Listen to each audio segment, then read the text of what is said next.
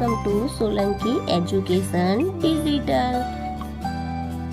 બીજું, મનોજભાઈ રસોડાના ભોંય તળિયે ચોરસ ટાઇલ્સ લગાવવાનું નક્કી કર્યું. દરેક ચોરસ ટાઇલ્સની બાજુની લંબાઈ 10 સેન્ટીમીટર છે. તેમનું રસોડું 150 સેન્ટીમીટર લાંબુ અને 200 સેન્ટીમીટર પહોળું છે. તો તેમાં કુલ કેટલી ટાઇલ્સની જરૂર પડે? ભોંય તળિયું ચોરસ આપ્યું છે, એટલે ચોરસનું ક્ષેત્રફળ બરાબર લંબાઈ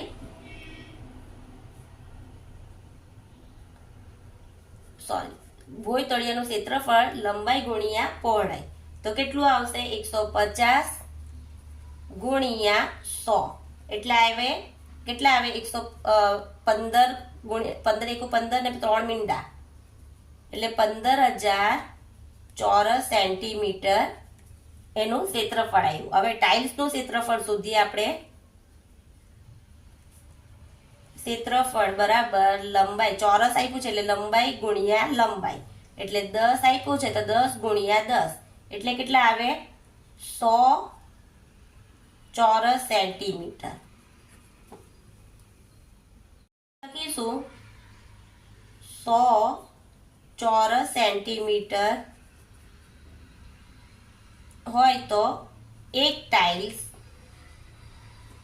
માટે 15,000 કેટલી?